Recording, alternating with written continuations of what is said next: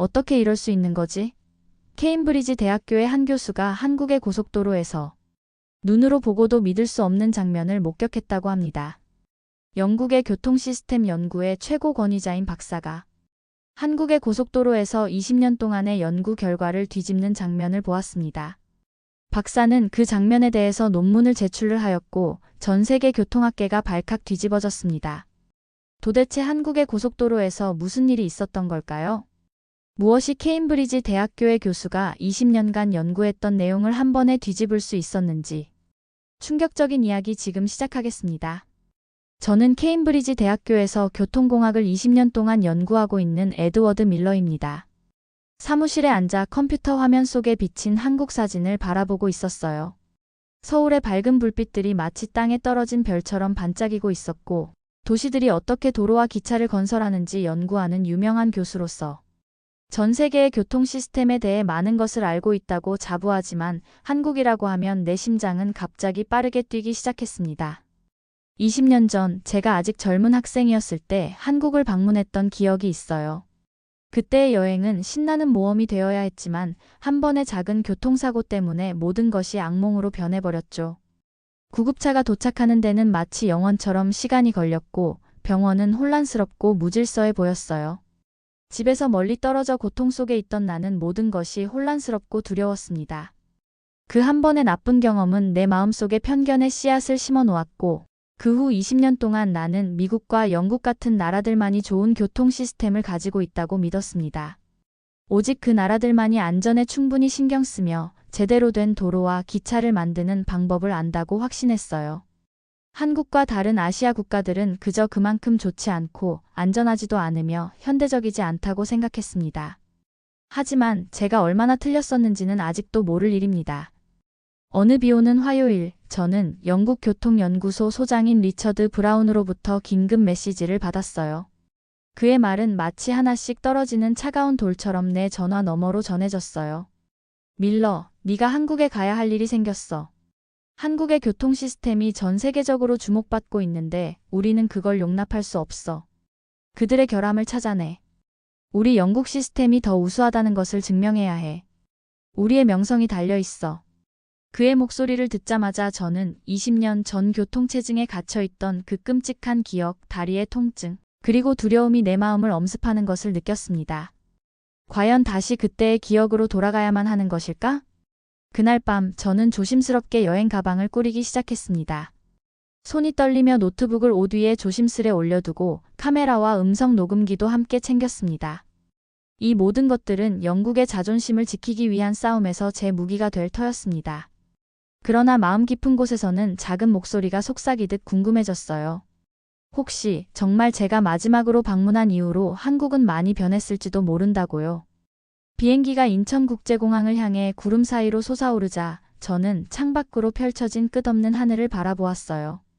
아직 저는 이 여정이 제게 어떤 변화를 가져다 줄지 한국에 대해, 교통 시스템에 대해, 그리고 무엇보다 저 자신에 대해서도 얼마나 많은 것을 바꿀지 알지 못했습니다.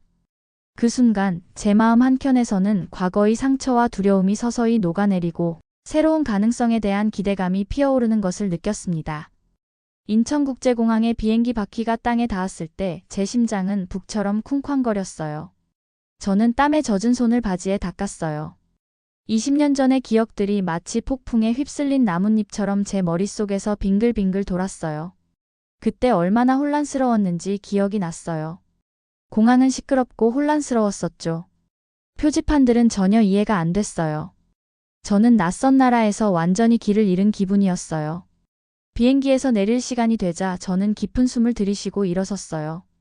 제가 탑승교를 걸어가면서 전에 경험했던 것과 같은 혼란스러운 경험을 다시 겪게 될 거라고 확신했어요. 하지만 공항에 들어서자마자 저는 걸음을 멈추고 여러 번 눈을 깜빡였어요. 제 눈을 믿을 수 없었어요. 이곳은 제가 기억하던 한국과는 전혀 달랐어요. 바닥은 너무 깨끗해서 밝은 조명 아래에서 반짝였어요. 제가 보는 곳마다 여러 언어로 된 정보가 담긴 디지털 스크린이 있었어요. 영어, 중국어, 일본어, 그리고 물론 한국어로요. 사람들은 밀치거나 떠밀거나 하지 않고 공간을 부드럽게 이동했어요. 저는 긴 줄과 많은 서류 작업을 예상하며 출입국 심사 표지판을 따라갔어요. 대신 친절한 공항 직원이 저를 기계로 안내했어요. 저는 스캐너에 여권을 올려놓았어요. 그 기계는 제 정보를 읽고 지문을 확인하고 심지어 제 얼굴 사진까지 찍었어요. 이 모든 것이 단 몇 초 만에요. 제가 안녕하세요 라고 말할 시간도 없이 출입국 심사를 통과했어요. 저는 입을 약간 벌린 채로 그곳에 서 있었어요. 한국에 대한 제 편견의 벽에서 첫 번째 벽돌이 파도가 치면 무너지는 모래성처럼 무너져 내렸어요. 밀러 교수님, 한국에 오신 것을 환영합니다. 저는 완벽하게 다려진 검은색 정장을 입은 남자를 보기 위해 돌아섰어요. 그는 얼굴에 따뜻한 미소를 짓고 있었어요. 그의 이름표에는 김민준이라고 적혀 있었고 한국교통연구소에서 일한다고 했어요. 민준 씨는 완벽한 영어를 구사했고 공손하게 인사를 했어요. 방문 기간 동안 보여드릴 것이 많습니다. 그가 눈에서 자부심이 빛나면서 말했어요. 시작할까요? 저는 여전히 너무 놀라서 말을 많이 할 수 없어 고개를 끄덕였어요. 우리는 함께 서울로 가는 공항 열차를 타러 걸어갔어요. 제 마음속에는 딱딱한 좌석과 더러운 창문이 있는 낡고 복잡한 열차를 상상했어요. 마이너스 마지막 방문 때 기억했던 것과 같은 열차요. 하지만 우리가 탑승했을 때 저는 마치 미래에서 온 우주선에 들어온 것 같은 기분이 들었어요. 좌석은 부드럽게 편안했고 바닥은 깨끗했어요. 각 문 위의 디지털 스크린은 우리가 각 역에 정확히 언제 도착할지 보여주었어요. 에어컨은 온도를 완벽하게 유지했어요. 열차가 서울을 향해 부드럽게 움직이는 동안 저는 창밖을 바라보았어요.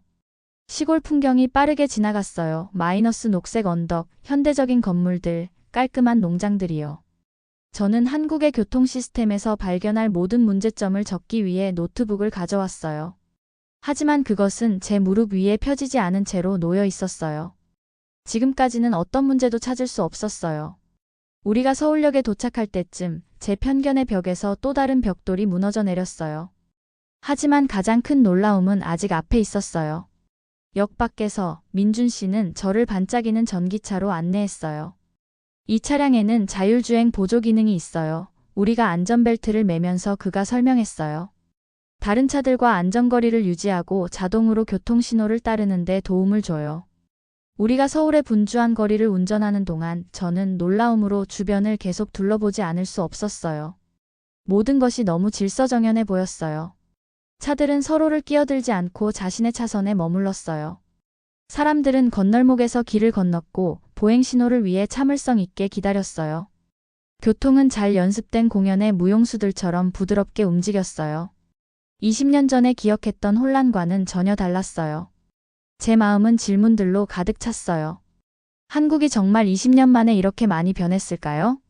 아니면 한 번의 나쁜 경험이 제가 실제보다 더 나쁘게 기억하게 만들었을까요? 저는 혼란스러웠지만 또한 호기심도 느꼈어요.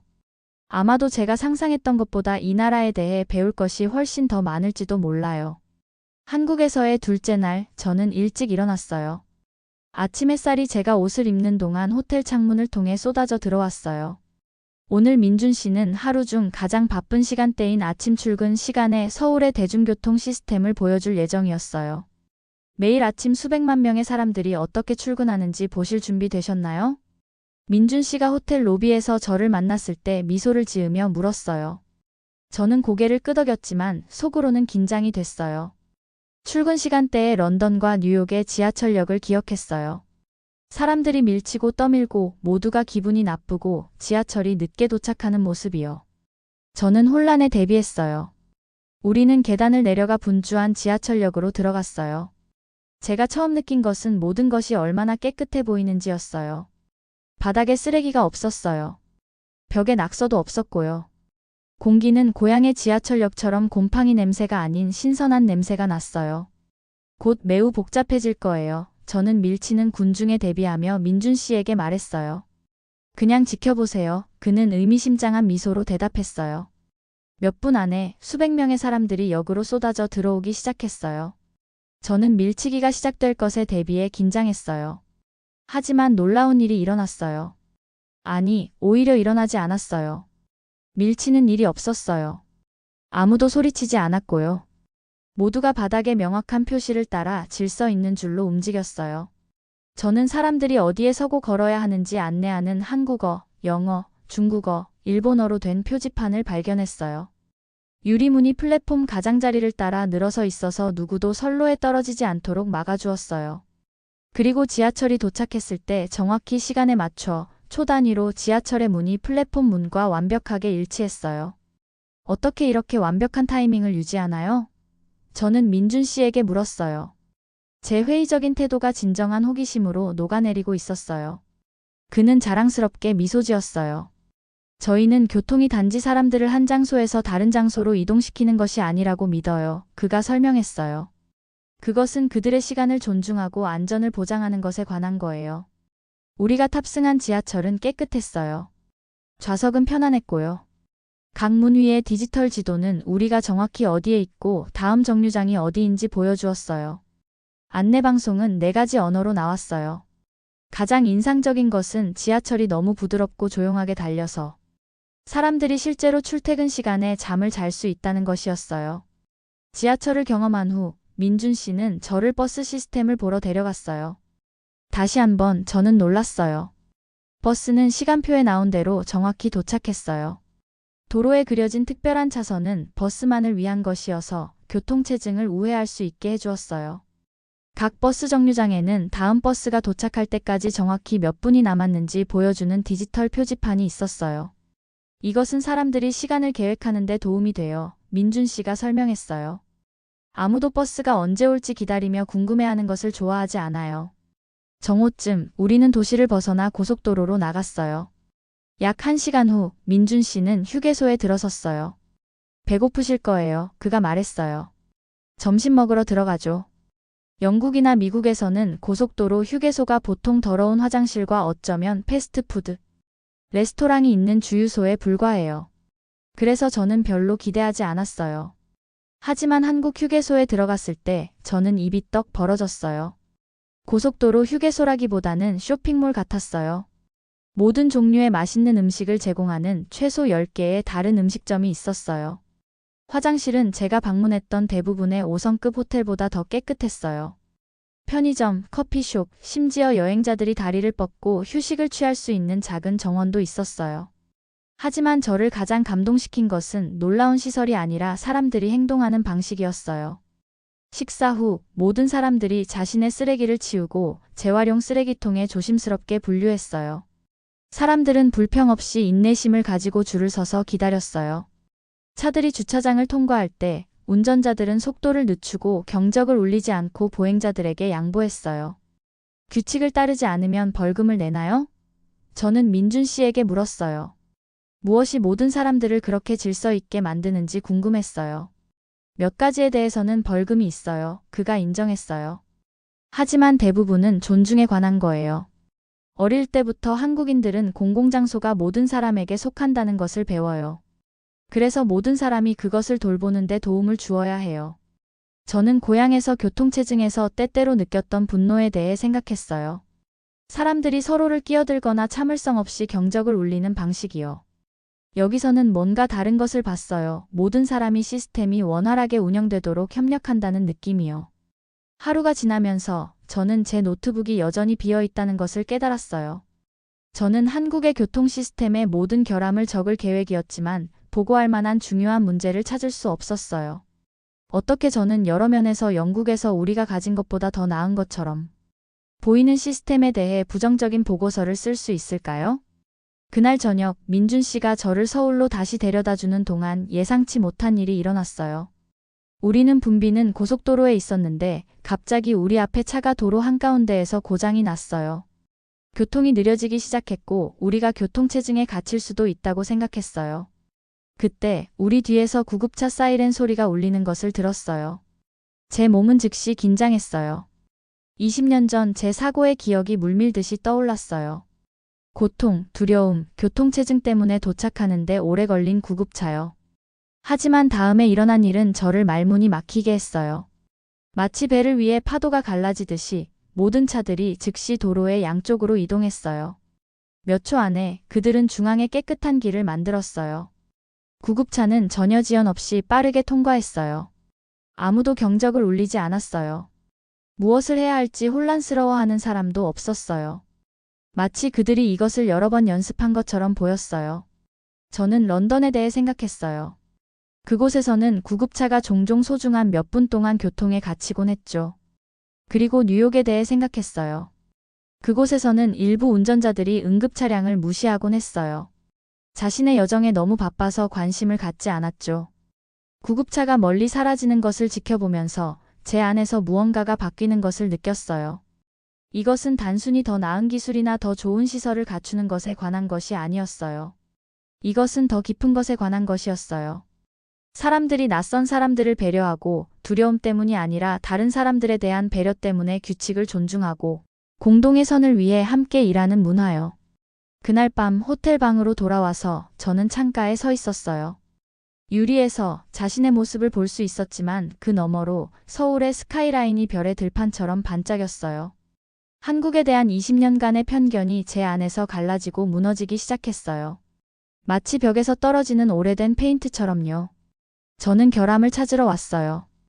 대신 저는 지혜를 찾고 있었어요. 그리고 그것은 저에게 이 모든 세월 동안 제가 또 무엇에 대해 잘못 알고 있었는지 궁금하게 만들었어요. 저는 호텔방 책상에 앉아 노트북 키보드 위에 손을 올려두었어요. 리처드 브라운 소장님의 목소리가 제 머릿속에 계속 맴돌았어요. 그들의 결함을 찾아내세요. 우리 영국 시스템이 더 우수하다는 것을 증명하세요. 라는 말씀이요. 하지만 제가 본 모든 것은 그 말과 정반대였어요. 그래서 저는 어떻게 그런 보고서를 써야 할지 고민했어요. 제 손가락은 떨리며 타이핑을 시작했어요. 인천공항의 자동화 시스템, 지하철 열차의 정확성, 버스 전용 차선의 효율성, 그리고 차들이 정차하지 않고도 통행료를 지불할 수 있게 해주는 혁신적인 하이패스 시스템에 대해 하나하나 적었어요. 또한 아이들을 보호하기 위한 특별 안전 기능이 있는 학교 구역에 대해서도 썼어요. 노인과 장애인들이 어떻게 우선 좌석과 특별 지원을 받는지도 자세히 설명했어요. 시민들이 스마트폰 앱을 통해 도로 문제를 신고하는 방법과 AI 시스템이 교통 혼잡을 방지하기 위해 실시간으로 신호등을 조정하는 방법도 꼼꼼하게 적었어요. 하지만 가장 중요하게도 저는 사람들에 대해 썼어요. 그들이 처벌을 두려워해서가 아니라 서로의 안전과 편안함을 생각하기 때문에 규칙을 존중하는 방식에 대해 말했어요. 서울 위로 새벽이 밝아올 때 저는 마침내 보고서를 마쳤어요. 솔직히 말씀드리자면 그 보고서는 리처드 소장님께서 기대하신 바와는 달랐어요. 영국의 우수성을 증명하는 내용은 아니었어요. 대신 최첨단 기술과 깊은 인간 연민을 바탕으로 한 한국 교통 시스템을 정직하게 설명한 보고서였어요. 이 보고서가 제 경력에 해를 끼칠까요? 리처드 소장님께서 화를 내실까요? 케임브리지 대학교의 동료들이 제 관점을 바꾼 것에 대해 조롱할까요? 저 자신도 걱정이 앞섰어요. 그때 저는 노트북을 닫고 창가에 앉아 일출이 서울 스카이라인을 분홍색과 금색 그림자로 물들이는 모습을 바라보았어요. 20년 전 그 끔찍한 사고에 대한 기억이 이제는 저를 비통하게 하지 않았어요. 대신 새로운 감정이 제 마음을 채웠어요. 존경과 감탄, 그리고 더 많이 배우고 싶다는 열망이었어요. 그날 아침 저는 케임브리지 대학교 교통연구 위원회 의장인 존 스미스님께서 예상치 못한 화상통화를 하셨어요. 통화를 받으면서 제 심장은 꽉 조여드는 듯 했어요. 혹시 리처드 소장님께서 이미 불평하신 건 아닐까 걱정도 되었어요. 밀러, 저는 당신의 예비 노트를 읽었어요. 라고 스미스님께서 말씀하셨어요. 저는 힘겹게 침을 삼키며 대답했어요. 선생님, 저는 리처드 소장님께서 기대하신 것과 달리 제가 실제로 관찰한 것만 보고하고자 했어요. 한국의 시스템은. 그러자 스미스님께서 말씀을 끊으셨어요. 정말 놀랍습니다. 그리고 그게 바로 우리가 그들과 경쟁하는 것이 아니라 그들로부터 배워야 하는 이유입니다. 저는 깜짝 놀라 눈을 깜빡였어요. 스미스님께서 계속 말씀하셨어요. 교통의 미래는 국가적 자부심에 관한 것이 아닙니다. 밀러, 전 세계에서 가장 좋은 아이디어를 결합하여 모든 사람들을 위한 더 안전하고 효율적인 시스템을 만드는 데 있습니다. 한국의 혁신에 대해 더 많이 배우시길 바랍니다. 우리는 벽이 아니라 다리를 건설해야 합니다. 그 말씀을 들으니 시원한 파도처럼 안도감이 제 마음을 감쌌어요. 진실을 말한 것에 대해 처벌받지 않을 거라는 확신과 함께 오히려 그것을 온전히 받아들이라는 요청을 받았다는 느낌이 들었어요. 저는 한국에서의 마지막 날 한강을 내려다보는 다리 위에 서 있었어요. 태양이 물 위에서 반짝이면서 자전거 타는 사람들이 강변을 따라 이어진 길을 달리는 모습을 바라보니 마치 제 눈앞에 서울의 마천루들이 구름을 향해 뻗어있는 장면이 펼쳐진 것 같았어요. 이 모든 풍경은 한국이 얼마나 멀리 왔는지를 보여주는 증거였어요. 20년 전 제가 아직 젊은 학생이었을 때 저는 한국을 방문한 적이 있었어요. 그때 저는 한 번의 작은 교통사고로 몸의 고통을, 마음에는 깊은 편견을 안고 한국을 떠났었어요. 그 경험은 제게 큰 상처로 남아 있었고, 오랫동안 미국과 영국 같은 나라들만이 좋은 교통 시스템을 갖고 있다고 믿게 만들었어요. 하지만 지금 저는 그때와는 완전히 달라진 한국을 보면서 훨씬 더 값진 것을 가지고 떠나고 있었어요. 바로 지혜였어요. 저와 함께 난간에 서 있던 민주님이 조용히 제 곁에 합류하셨어요. 그때 우리는 잠시 동안 편안한 침묵 속에서 물 위로 미끄러지듯 지나가는 배들을 바라보았어요. 떠나기 전에 제가 마침내 말씀드렸어요. 제가 당신께 꼭 말씀드리고 싶은 게 있어요. 그때 저는 20년 전 제 사고 이야기를 꺼내 말씀드렸어요.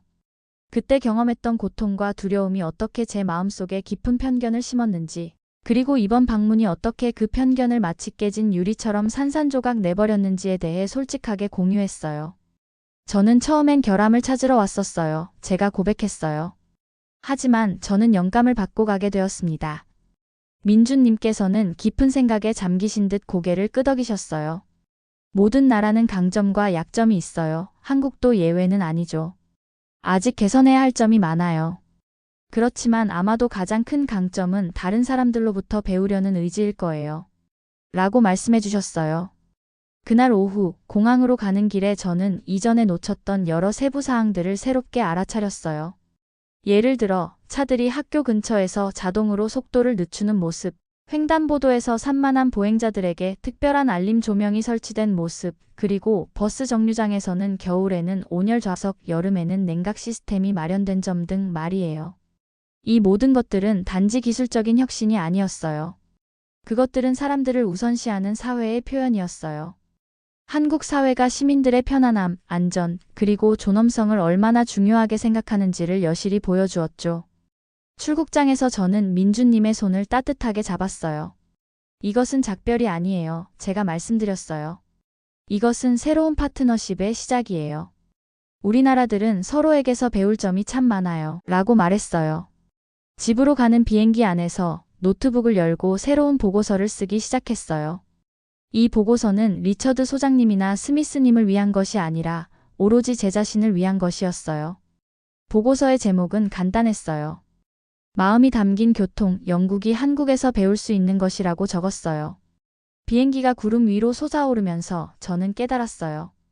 가장 중요한 여정은 대륙을 가로지르는 물리적인 여행이 아니라 제 내면의 여정, 즉 편견에서 이해로, 오만에서 겸손으로, 폐쇄적인 마음에서 호기심으로 나아가는 여정이라는 것을요. 저는 한때 단 한 번의 나쁜 경험을 바탕으로 한국을 경멸했던 사람이었지만 이제는 제 마음속에 한국의 지혜를 품고 있었어요.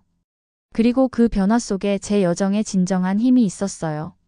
바로 편견을 극복하고 변화를 받아들이며 오해의 바다를 건너 서로를 잇는 다리를 건설할 수 있는 힘이었죠.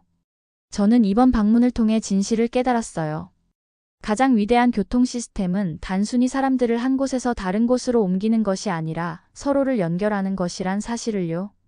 때때로 가장 중요한 연결은 물리적인 장소들이 아니라 마음과 정신 사이에 있음을 배우게 되었어요.